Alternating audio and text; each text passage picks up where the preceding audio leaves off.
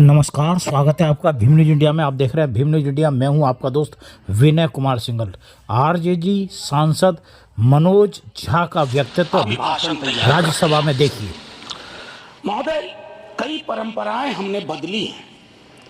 बरबस एक ख्याल आता है कि अगर ये परंपरा, इस पर हम सोचें कि महामहिम अगर विशुद्ध अपने अनुभव अपनी पीड़ा कि आखिर कौन सी चिंता है। सर, ये आंकड़े चिंता का विषय है। सर, किसान प्राथमिकता में है और किसान से संवाद नहीं है। सर, असल में एक कवि ने कही थी, सर आप मुझसे बेहतर जानते हैं, कि लोहे का स्वाद लुहार से ना पूछो, उस घोड़े से पूछो जिसके मुंह में लगाम लगी हुई है। ये हम पूछना भूल गए हैं। सर, मैं एक महत्वपूर्ण मुद्दा जो मैंने ऑल पार्टी मीट में भी कहा था, आय की घोर असमानता, ये हमको आपको आने वाले वर्षों में और परेशान करेगी।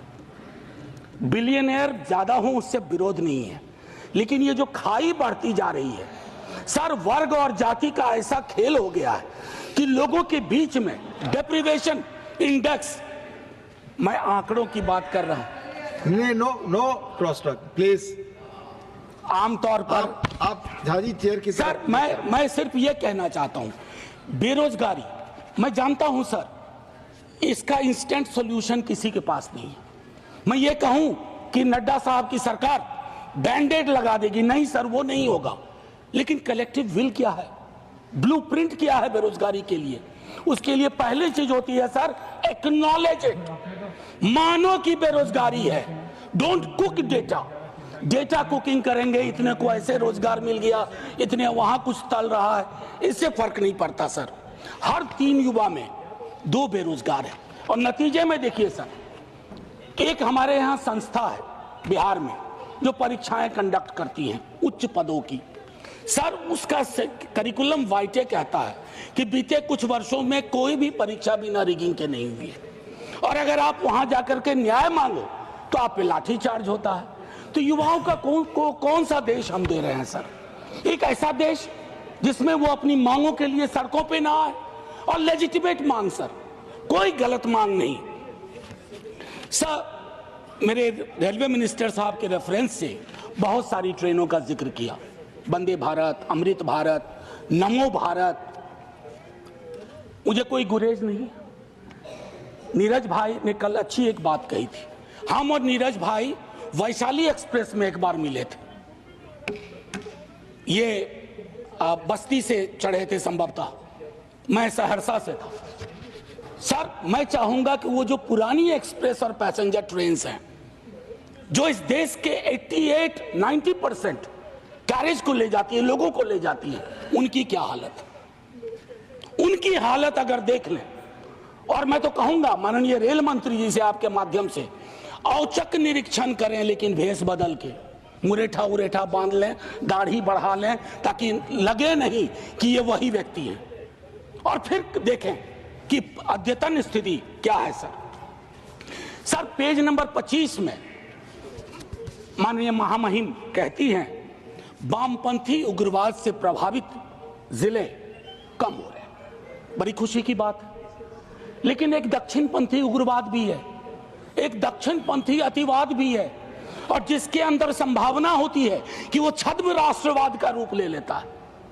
उसके बारे में हम क्या सोच रहे हैं, ये भी सर तय करना होगा, अन्यथा संविधान के मूल्य, ये सारी चीजें खारिज हो जाएंगी।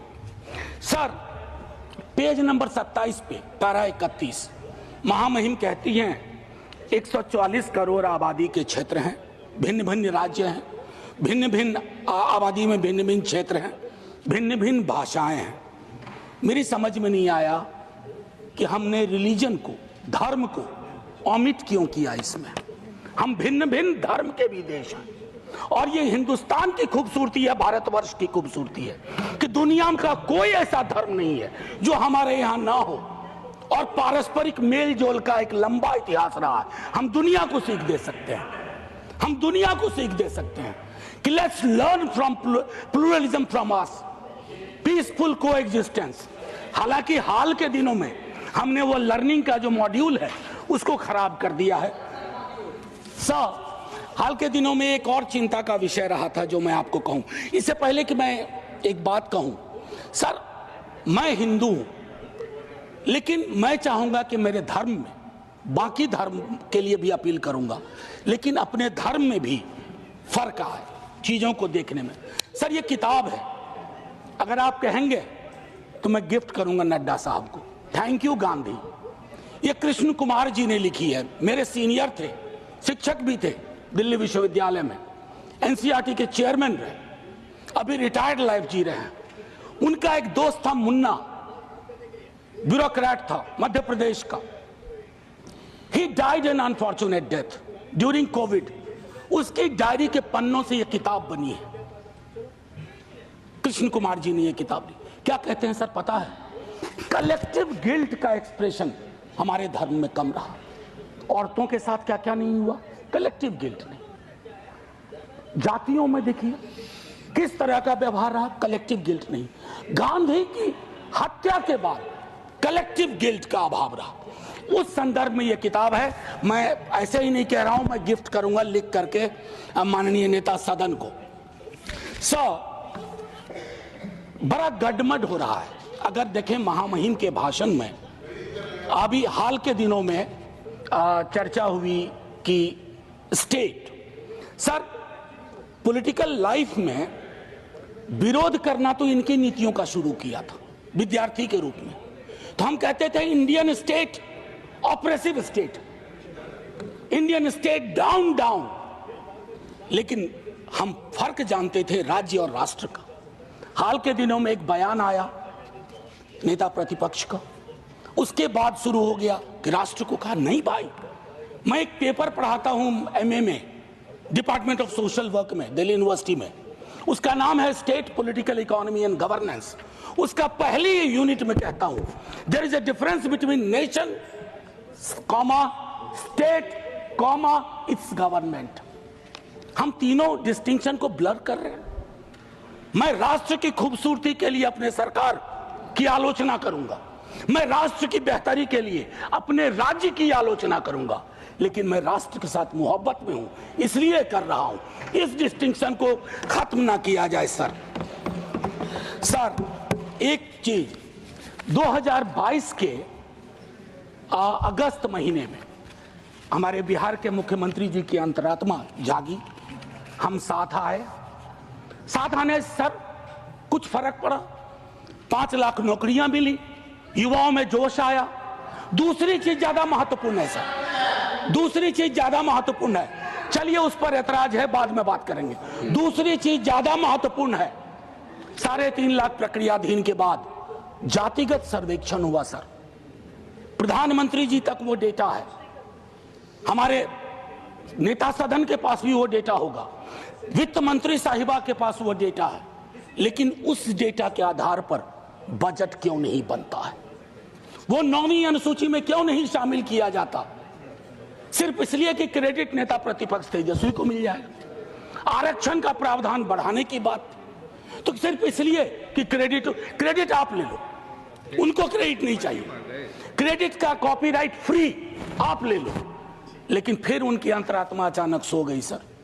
अब जब सो गई तो अब जाग नहीं रही है। एनीवे सर, वो अलग मसला है सर। आप निजी टिप्पणी नहीं कर सकते सर, मैंने किसी का नाम भी नहीं लिया। आपने पहले नाम लिया, प्लीज हादी। मैंने नाम लिया था, नाम हटा दीजिए, कहिए मेरे मुख्यमंत्री। नहीं, ठीक है सर। इससे क्या होगा ना कि हकीकत भी समावेशी होगा।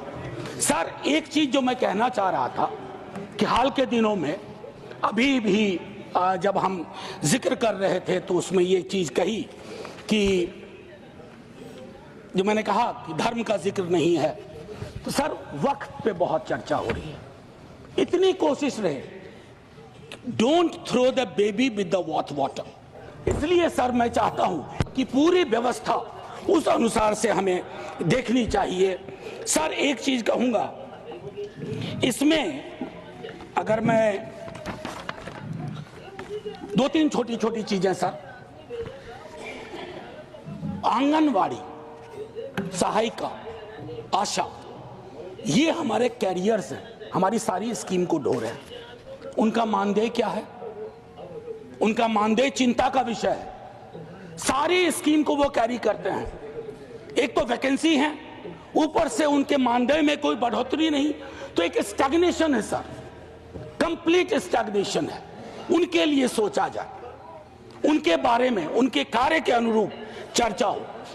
सर, टीचर की वैकेंसी, मैं तो अपने यहां से भी वाकिफ हूं, विश्वविद्यालयों की बात नहीं करूंगा। एक श्वेत पत्र आना चाहिए, एससी एसटी ओबीसी रिजर्वेशन की क्या अद्यतन स्थिति है विश्वविद्यालयों में, आईसीएसआर इंस्टीट्यूशंस में। सर, लोगों की आंखें फटी रह जाएंगी। मैं बता रहा हूं, कोविड में जब मैंने बात की थी, जो आज मैंने कुंभ वाली बात की, बीजेपी के दोस्तों ने आके कहा somebody had to speak। Sir, हम पार्टी अलग अलग हो, धारा तो एक है सर। लोग उनसे भी तो कहते होंगे कि हमारा रिप्रेजेंटेशन क्या हो रहा है, हमारे बारे में क्यों नहीं बोलते हो। सर, ये मैं समझता हूं एक श्वेत पत्र आना चाहिए। मैंने पूरा आंकड़ा था, आंकड़ा मैं हाँ सर, अब नहीं, ये उचित नहीं होगा, क्योंकि सेंट्रल हॉल में वो अद्भुत जगह थी। सर, बस खत्म कर रहा हूँ। सेंट्रल हॉल में एक अद्भुत जगह थी जहां लोग कटिंग अक्रॉस पॉलिटिकल पार्टी आते थे। ये अवसर नहीं है उसके लिए वकालत करने का, लेकिन मैं कहूँगा कि सेंट्रल हॉल नुमा एक चीज़ बेहद आवश्यक है। तब सर ये पार्लियामेंट में डेडलॉक नहीं होगा। डेडलॉक तोड़ने की सबसे खूबसूरत जगह सेंट्रल हॉल थी।